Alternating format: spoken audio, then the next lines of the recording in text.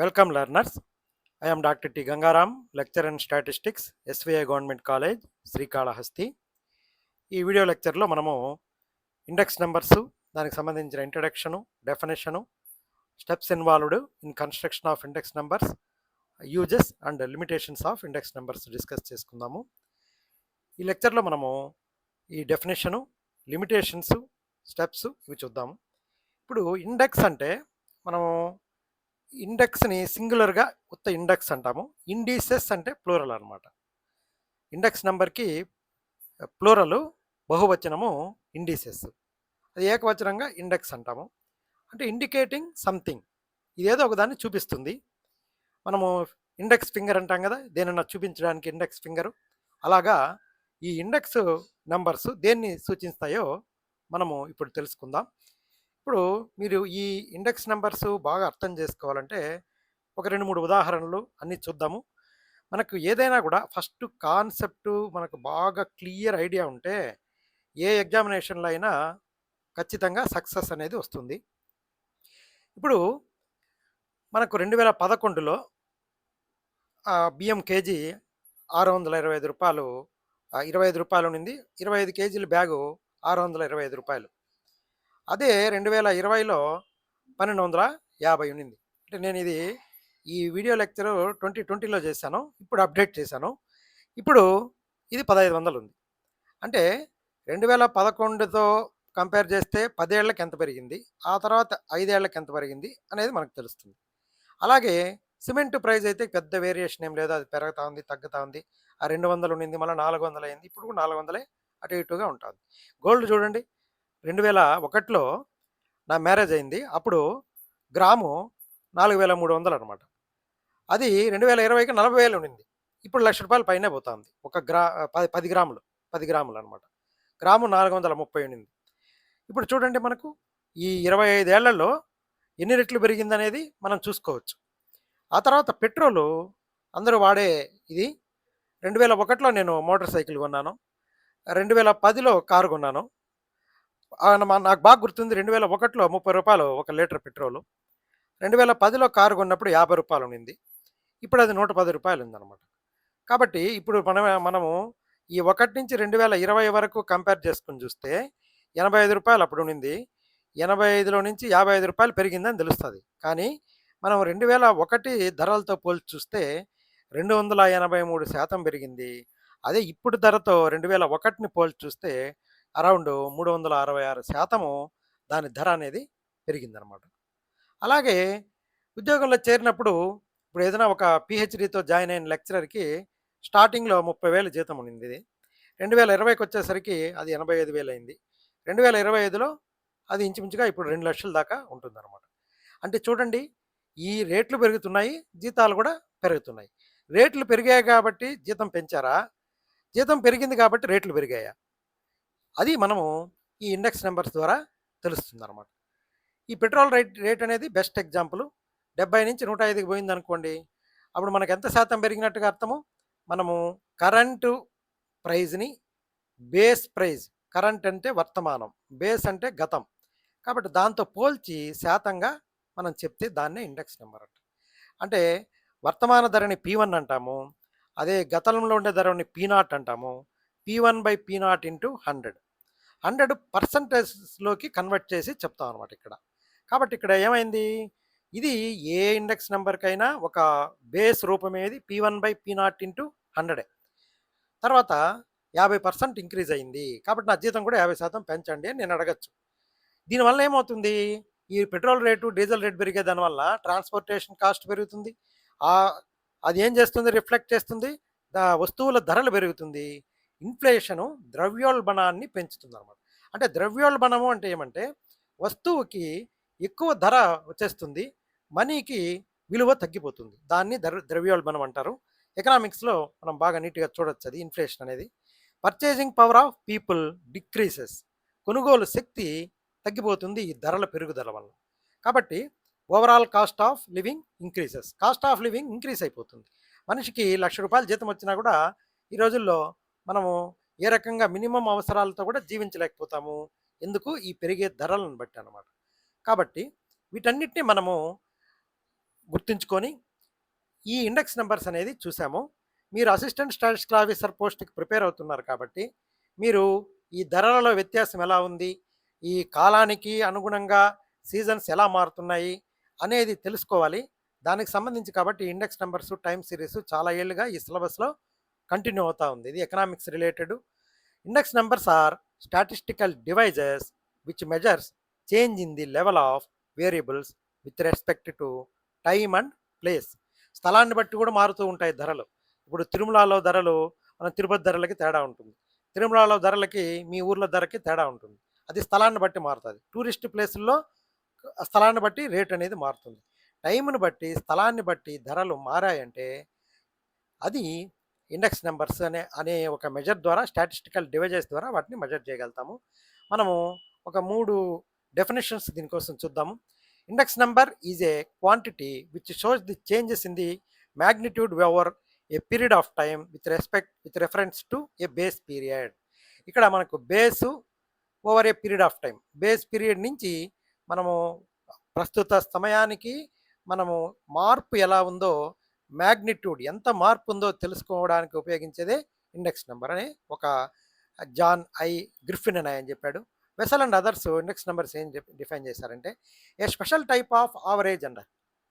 Average అంటే ఏమి? మనకు total number of items by some of items అనమాట. అలాగే ఇది కూడా ఒక యావరేజు. అంటే ధరలని కూడతాం అనమాట మనం. ప్రస్తుత ధరల్లో మొత్తము గతంలో ఉండే ధరల మొత్తము అలా కంపేర్ చేసి చూస్తాం అనమాట. కాబట్టి ఇది కూడా ఒక special type of average index number. ఇది దేన్ని మెజర్ చేస్తుంది? Change from time to time and place to ప్లేస్ని చేంజ్ చేసే ఒక రకమైన ఇది సగటు అని చెప్పారనమాట. అలాగే క్లార్క్ అండ్ స్కాడర్ ఏం చెప్పారంటే an index number is percentage relative that compares economic measure in a given period with those some measure at a fixed time period in the past. ఇది కూడా సిమిలర్గానే వస్తుంది, ఇంకొంచెము డెవలప్డ్ వెర్షను. గతంతో పోలిస్తే ప్రస్తుత ధరల్లోని ఆ economic మెజర్గా ఉండేదాన్ని కంపేర్ చేసేదానికి ఇది వాడుతున్నారు అని చెప్పారు. కాబట్టి ఇండెక్స్ నెంబర్ మనం దీని నుంచి ఒక కంక్లూషన్కి వద్దాము. It is a ratio of two quantities of same variable. Okay variable ధర అది. అది గతంలో ఉండే ధర, ప్రస్తుత ధర, దానికి ఒక రేషియో అనమాట. Same products with respect to two periods. They reflect the pulse of an economy. Pulse అంటే ఏమి? మన నాడి. మన ఇప్పుడంటే చూడడం లేదు కానీ ఒకప్పుడు డాక్టర్ల దగ్గరికి వెళ్తే నాడి పట్టుకొని చూసేవాళ్ళు. నిమిషానికి 72 సార్లు కొట్టుకుంటా ఉందా లేదా అనేది. వాళ్ళు over a period of time వాళ్ళ ఎక్స్పీరియన్సెస్ని బేస్ చేసుకొని నాడు ఎక్కువగా కొట్టుకుంటా ఉంటే నీకు జ్వరం ఉందని, టెంపరేచర్ ఎక్కువగా ఉంది జ్వరం ఉందని డిసైడ్ చేసేవాళ్ళు. అలాగే ఎకనామిక్స్కి సంబంధించిన ఎకానమీకి సంబంధించిన ఒక ఆర్థిక వ్యవస్థకు సంబంధించిన నాడీ లాంటిది ఈ ఇండెక్స్ నెంబర్ అనమాట. ఎకనామిక్ బారోమీటర్, కొలత. ఎకనామిక్స్లో ఎలాగా ఇది ధరల పెరుగుదల వ్యత్యాసం ఎలా ఉందనేది కొలిచే ఒక కొలమానం లాగా ఈ ఇండెక్స్ నెంబర్స్ చెప్పుకుంటాం అనమాట. ఇప్పుడు మీకు నీట్గా అర్థమయ్యేదానికి నేను ఒక టేబుల్ ఇచ్చాను చూడండి. ఇక్కడ ఇది సెంట్రల్ గవర్నమెంట్ ఎంప్లాయీస్కి సంబంధించిన వాళ్ళకి 2016 పిఆర్సీ అయింది, పే రివిజన్ కమిషన్ అంటారు. అప్పుడు ప్రకారము మనకు జీతం అనేది ఒకటి ఉంటుంది, దాన్ని పే అంటారు. పేతో పాటే డిఏ కూడా వస్తుంది, డియర్నెస్ అలవెన్స్ అనేది, అంటే కరువు భత్యం అనమాట. అంటే జీతం అనేది అది సపరేటు. మనం వస్తువుల్లో తినేదానికి ఉపయోగపడే వస్తువులు కొనుక్కోవడానికి ఇచ్చేదే ఈ డియర్నెస్ అలవెన్స్. ఎప్పుడు కానీ 2016 నుంచి 7th పే కమిషన్ అనేది ఇంప్లిమెంట్ అయింది. అప్పుడు అది బేసిక్ అనేది అట్లే ఉంటుంది, డిఏ 0%గా ఉంటుంది. ఒక 6 నెలలకి జీతం పెరుగుతూ వచ్చింది చూడండి. జీతంలో 2% డిఏ అనేది ఫస్ట్ జూలైలో ఇచ్చారు 16లో. అలాగే తర్వాత 4% ఇచ్చారు, తర్వాత 5% ఇచ్చారు, తర్వాత 7% ఇచ్చారు, 9% అయింది. అంటే ఏమిది 2016తో పోలిస్తే 9% డిఏ అనమాట. అప్పుడు బేసిక్లో 9%. అంటే ఇక్కడ ఈ చేంజ్ చూడండి, 2 ఇక్కడ 2గా కలిసింది, ఇక్కడ 1 పెరిగింది, ఇక్కడ 2 పెరిగింది, ఇక్కడ 2 పెరిగింది, ఇక్కడ 3 పెరిగింది. చూడండి డిఏల వ్యత్యాసం ఎలా ఉందో. అలాగా పెరుగుతూ ప్రతి 6 నెలలకి డిఏ ఇంక్రీజ్ చేసుకుంటూ వచ్చారు. ఇక్కడ చూడండి, ఇక్కడ ఒకసారి చూడండి, 2001-2020లో మనకు 4% ఇవ్వాల్సింది, ఇంక్రీజ్ రేట్ ఇక్కడ ఇచ్చాను. 4% డిఏ ఇవ్వాలి, ఫ్రోజన్ అన్నారు. అదే జూలై 2020లో కూడా 3% ఇవ్వాలి, అది కూడా ఫ్రోజన్ అయిపోయింది. ఆ తర్వాత 21లో 1, 1, 21 6 నెలలకి 4% ఇవ్వాలి. అది ఫ్రోజన్ అయిపోయింది. అలా దీన్నంతా రిస్టోర్ చేసి ఈ మూడిటిని 11%గా ఇక్కడ 31% ఈడిచ్చేశారు. ఈ ఫ్రోజన్ అయినవి కూడా సెంట్రల్ గవర్నమెంట్ ఎంప్లాయీస్‌కి ఇచ్చారు. మనకైతే ఇవ్వలేదది. అలాగే ఇప్పుడు 1/1/26లో రీసెంట్‌గా మన క్యాబినెటు మనకు 2% కరువు భత్యం పెంచి ఇప్పుడు 60% అయింది. అంటే ఈ కరువు భత్యం 60% 10 ఏళ్లలో 60% అయింది. అంటే అప్పుడు రూ. 1,00,000 ఉండే జీతగాడికి ఇప్పుడు 1,60,000 జీతం వస్తుందన్నమాట. అది ఈ ఈ డీఏలో ఇంక్రీజ్. ఎందుకు 60,000 పెంచారు? ఇక్కడ చూడండి ఒక ఎగ్జాంపుల్ మనం ఏదో ఒక ఎంప్లాయీ అతనికి 50,000 జీతము. 50,000 2016లో 50,000 జీతం ఉండే అతను ఈ పెరిగిన డీఏ ప్రకారము ఇప్పుడు 80,000 జీతం తీసుకుంటా ఉంటాడు. అంటే 30,000 పెరిగింది. ఎందుకు పెరిగింది 30,000? ఆ 30,000 అనేది ధరల్లో వ్యత్యాసము. అప్పుడు పెట్రోల్ రేటు, ఇప్పుడు పెట్రోల్ రేటు. అప్పుడు పెట్రోల్ రేటు 50,000కే అతనికి కావాల్సిన 10 లీటర్ల పెట్రోల్ కొనుక్కుంటా ఉన్నాడు. ఇప్పుడు అతనికి కావాల్సిన 10 లీటర్లు కొనాలంటే మనం పెంచాలి. అతను వాడే బియ్యం గానీ, లేకపోతే ఏదైనా సరుకులు గానీ, ఇవన్నీ గూడా ధరలలో పెరుగుదల వచ్చింది కాబట్టి, వాటిని కొలిచి గవర్నమెంటు మనకు పే రివిజన్ కమిషన్ ద్వారా మన జీతం గూడా పెంచుతూ పోతూ ఉంటుంది. నిజానికి బ్యాంక్ ఉద్యోగస్తులకి ప్రతి 3 నెలలకే ఒకసారి జీతం పెరుగుతుంది. DA increases with the rise in price index. Salary increases to maintain purchasing power. కాబట్టి ఈ కాన్సెప్ట్ మీరు నీట్‌గా అర్థం చేసుకోవడానికి ఇదొక నేను ఒక ఎంప్లాయీ జీతం గురించి మాత్రమే చెప్పాను. ప్రతి ఒక్కరికి కూడా జీవన వ్యయం అనేది గాని, లేదా హోల్‌సేల్‌లో గూడా పెరిగేదానికి ఇది ఉపయోగపడుతుంది. ఇన్‌ఫ్లేషన్ ఎలా ఉంది అనేది తెలుసుకునేదానికి ఉపయోగపడుతుందనమాట. Inflationary are డిఫ్లేషనరీ. ఒక్కోసారి ధరలు తగ్గుతూ ఉంటాయి గూడా. అది కూడా టెండెన్సీ ఇక్కడ తెలుస్తుంది. To identify seasonal variations in time series data, to study the purchasing power of money, several purposes in economics and business management. ఇవన్నీ uses important for government for deciding wage policy. వేతనం ఎంత ఉండాలి, minimum wage ఎంత ఉండాలి నిర్ణయించడానికి ఈ index numbers అనేటివి మంచి సూచికలు. బోనస్, ఎంప్లాయీస్కి బోనస్ ఇవ్వాలి కదా, దాన్ని కూడా కాస్ట్ ఆఫ్ లివింగ్ ఇండెక్స్ నెంబర్స్ని బేస్ చేసుకొని బోనస్ ఇస్తారు. Different commodities help in planning their future production. మనకి ఏదైనా ప్రోడక్ట్స్ ధరలు పెరుగుతుంది, డిమాండ్ పెరుగుతుందంటే ఫ్యూచర్లో వాళ్ళని ఎంత పెంచుకోవాలి అనేది కూడా ఇది నిర్ణయించబడతారు.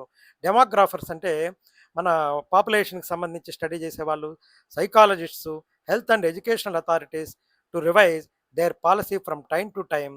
Index numbers are very much useful. ఇక్కడ ఈ స్లైడ్ నేను ఇది ముందున్న వీడియోనే ఇక్కడ కొత్తగా యాడ్ చేశాను. మన ఎగ్జామినేషన్ పాయింట్ ఆఫ్ వ్యూలో inflation measurement indicates rise or fall in price levels. Purchasing power shows value of money over time. Real wages used to adjust money wages for inflation. Government policy helps in wage fixation and economic planning. Business decision useful for forecasting and production planning. Economic comparison compare different time periods of or regions ప్రకారం కూడా compare చేసుకోవచ్చు. Industrial growth measured using index of industrial production, IIP అంటారు. Cost of living, ఈ CPI అంటే cost of living index numbers అనమాట. Consumer price index ఇది used in CPI for standard of living analysis. National income analysis helps in deflating income values. International comparisons, మనం ఇప్పుడు globalisation అయిపోయింది కదా, ఇతర దేశాల్లో ఇప్పుడు క్రూడ్ ఆయిల్ ధర పెరిగిందంటే మనకి ఇక్కడ సెన్సెక్స్ తగ్గిపోతుంది. అలాగనమాట. Compare economic performance across countries. దీనికి లిమిటేషన్స్ ఉన్నాయి. ఇండెక్స్ నెంబర్స్ ఉపయోగాలు అన్నీ నేర్చుకున్నాం కదా, ఇప్పుడు లిమిటేషన్స్ చూద్దాము. ఈ errors due to sampling procedures మనము మంచి ఇండెక్స్ నెంబర్స్ని గణించలేకపోతాము. ఆ ఎఫెక్ట్ అనేది అన్నిటి మీద ఉంటుంది. ప్రతి స్టేజ్లో కూడా ఇండెక్స్ నెంబర్స్ మనం గణించేటప్పుడు ఎర్రర్స్ అనేటివి జరుగుతుంటాయి. Rapid change in tastes, customs, fashions of customers. Index numbers May not be true representatives. ఈ కస్టమర్స్ యొక్క ప్రిఫరెన్సెస్ పెరిగిపోతూ ఉంటాయి అన్నమాట. ఒక టైంలో ఒక వస్తువుకు ఉన్నంత డిమాండ్ ఇంకొక టైంలో ఉండకపోవచ్చు. స్థలాన్ని బట్టి మారుతూ ఉంటుంది. వాళ్ళ యొక్క ఫ్యాషన్స్ బట్టి మారిపోతూ ఉంటుందన్నమాట. కాబట్టి ఇది మనము ఇండెక్స్ నెంబర్స్, మంచి ఇండెక్స్ నెంబర్ క్యాలిక్యులేట్ చేసేదానికి ఉపయోగపడదు. మనకు ఈ ఇండెక్స్ నెంబర్స్ క్యాలిక్యులేట్ చేసేదానికి ఏ ఫార్ములా వాడాలి, ఏది మంచి మనకు ఇండెక్స్ నెంబర్స్ ఇస్తుంది అనేది కూడా ఒక పెద్ద కన్ఫ్యూషను. మనం తర్వాత స్టేజ్లో అవన్నీ చూద్దాము. మనకు యావరేజెస్కి ఇందాక మనం అన్ని డిస్కస్ చేసుకున్నాం కదా. మీన్కి కొన్ని అడ్వాంటేజెస్ ఉన్నాయి. మీడియన్ వాడచ్చు, మోడ్ వాడచ్చు, జామెట్రిక్ మీన్, హార్మోనిక్ మీన్ ఇలా ఉన్నాయి కదా. ఏ మెజర్ వాడాలి, మనం ఏ మెజర్ వాడినామంటే ఆ మెజర్కి ఉండే డిసడ్వాంటేజెస్ కూడా దేన్నైతే మనం క్యాలిక్యులేట్ చేస్తామో ఆ ఇండెక్స్ నెంబర్కి ఆటోమేటిక్గా వచ్చేస్తుంది. కాబట్టి comparison of index numbers in due to different time periods may not be relevant. Personal bias may occur. ఇది జాగ్రత్తగా గుర్తుపెట్టుకోండి. 25 అడిగారు. అలాగా ఇప్పుడు steps involved in construction of index number. ముందుగా మనము what is the purpose of index number అనేది చూసుకోవాలి. మనం ఎటువంటి ఐటమ్స్ని చూడాలి, ఏ వస్తువుల ధరలు ఇండెక్స్ నంబర్ గణించడానికి మనము ఏ ఏ వస్తువులు కమాడిటీస్ డేటా మనం ప్రైమరీ డేటా కలెక్ట్ చేయాలా, సెకండరీ డేటా కలెక్ట్ చేయాలా, ర్యాండమ్ డేటానా అనేటివి జాగ్రత్తగా చూసుకోవాలి. Raw material raw material index number construct చేసేదానికి హోల్సేలా, రీటైలా, ఏది కనుక్కోవాలా. మనము ఇండస్ట్రియల్ సెక్టార్కి ఒక రకంగా ఉంటుంది, బిజినెస్ కన్స్ట్రక్షన్ సెక్టార్లో సిమెంటు వాటర్ రేట్లు ఒక రకంగా ఉంటాయి, జీవన వ్యయానికి ఒక రకమైన కమాడిటీస్ ఉంటాయి. అవి క్లారిటీగా మనం కనుక్కోవాలి. సెలక్షన్ ఆఫ్ బేస్ ఇయర్గా దేన్ని నిర్ణయించాలి, దాంతో కంపేర్ చేసి మనం ఇప్పుడు వర్తమాన సంవత్సరం యొక్క ఇండెక్స్ నెంబర్ని గణించాలనేది. ఇండెక్స్ నెంబరు ఆల్వేస్ మనం బేస్ ఇయర్కి ఇండెక్స్ నెంబర్ 100గా తీసుకోవాలి. Base year should be A normal year.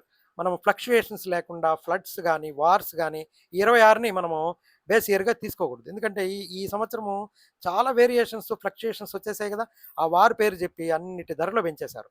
అలాగనమాట. Should not be two distant. మరి నేను ఇప్పుడు 2001తో కంపేర్ చేసి 366% పెరిగింది పెట్రోల్ రేట్ అని చెప్పాను, అది మీనింగ్లెస్ అనమాట.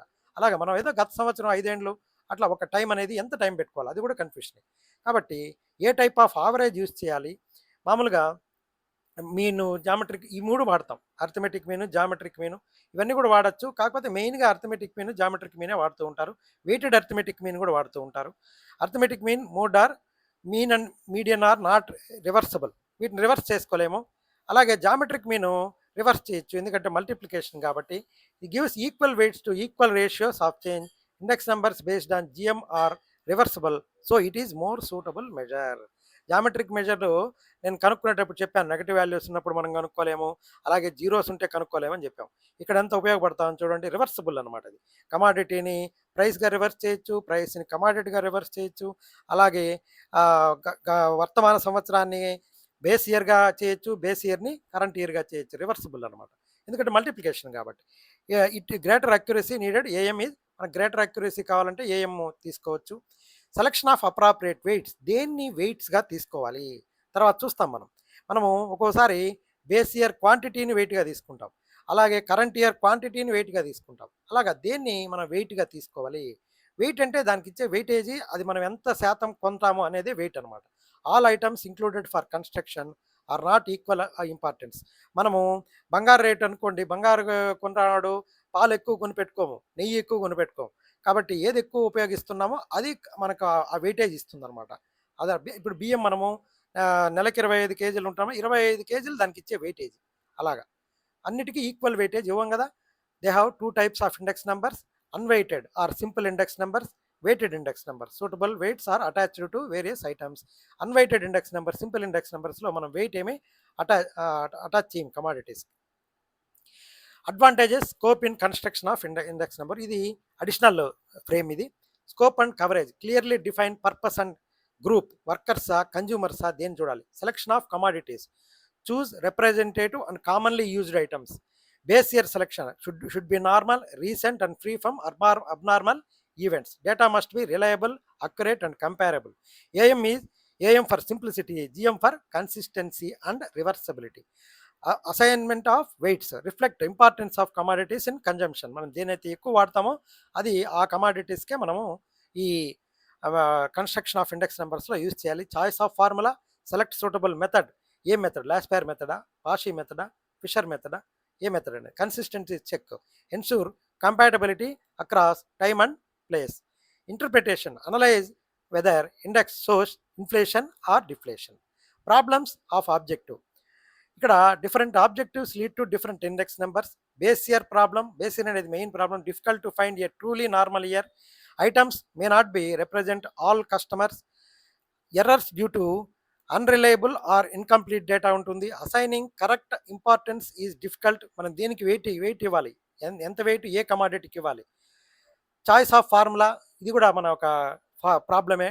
Different formula give different results. Changes in quality affect comparability. Consumer taste change over time. ఇవి ఈ చేంజ్ టైం ఇప్పుడు చూడండి, సినిమాలు అనుకోండి అందరూ ఓటీటీల్లో చూసేస్తున్నారు. సినిమాలకు అయ్యేది ఒక నెల వెయిట్ చేసి ఇక్కడ చూసేస్తాం. అంటే మనం థియేటర్‌కి వెళ్లి చూడడం అనే అలవాటు పోయిందనమాట. కాబట్టి కొన్ని కొనడం అనేదే మానేశారు. ఈ కన్జ్యూమర్స్‌లో టేస్ట్‌లో జరిగే మార్పనేది వేగంగా జరుగుతోందిప్పుడు. కొన్ని రకాలైన వస్తువులు మన ఎగ్జాంపుల్స్‌లో చూద్దాము. Difficult to compare across different periods. Sample may not represent population accurately. A major ఇది చూడండి. ఏఎస్ఓ 2026 మనకు 65 క్వెషన్ వచ్చింది. A major limitation in construction of index numbers is which of the following? ఇది లిమిటేషన్స్ ఆఫ్ ఇండెక్స్ నంబర్స్ సంబంధించి ఏమేమి options ఇచ్చారో చూద్దాం. Index numbers are reliable to be liable to be manipulated by selfish people to obtain desired results. అంటే దీని అర్థం ఏమంటే ఇప్పుడు వేతనం పెంచాలి అని అనుకున్నారనుకోండి, వాళ్ళు ఏం చేస్తారు, ధరల్లో అంతా పెరిగిపోయిందండి అని చెప్పేసి హై క్లాస్ లొకాలిటీలో ఉండే షాప్స్‌లకి వెళ్ళి అక్కడ ఉండే ధరలన్నీ తీసుకొని వచ్చి చూపించేస్తారు వాళ్ళ మేనేజ్మెంట్‌కి. ధరలు పెరిగాయి కాబట్టి ఎవిడెన్స్‌గా దాన్ని చూపించి మాకు జీతం పెంచండి అని అడుగుతారు. మ్యానిపులేట్ చేస్తారనమాట. Formula for construction of index number do not have any error. ఇది లిమిటేషన్ అనమాట. లిమిటేషన్ అది చూడండి. ఈ ఎర్రర్ ఉంది ఖచ్చితంగా, ఇది ట్రూ అనమాట ఇది. Index numbers help in formulating policies. This is also true. Consumer price index cannot be used for wage negotiation. Consumer price అనేది వేజ్ నెగోషియేషన్స్కి వాడరు అని చెప్పారు. కాబట్టి దీని యొక్క కరెక్ట్ ఆప్షన్ ఏమి? Index numbers involve selection of commodities, choice of base year, assignment of wages. These choices may vary from person to person. Hence, index numbers can be manipulated to show desired results. This is a major limitation in their construction. కాబట్టి ఇది correct option ఒకటోది. ఇంకా రెండవ దానికి మూడో దానికి feedback ఏముందో చూద్దాము. Questions are limitations of index numbers are frequently asked. Focus on keywords manipulation, bias, sampling errors, quality changes. ఇక్కడ advantages, limitations, policy use in advantage. Policy అనేది అడ్వాంటేజ్ అనమాట, అది లిమిటేషన్ కాదు. అలాగే if option source misuse or error, అది మనకు likely to be limitation అనమాట. కాబట్టి మనకు ఇక్కడ ఉండే ఆప్షన్స్లో ఒకటే మాత్రమే లిమిటేషను, మిగతా రెండు కూడా ఇవి ఇవన్నీ కూడా ట్రూ అనమాట. కాబట్టి మనం కొంచెం జాగ్రత్తగా ఆలోచించుకొని చేయాలి. Let us summarise our lecture. Definition, uses of index numbers చూసాము, లిమిటేషన్స్ చూసాము, steps involved in construction of index number చూసాము. Thank you.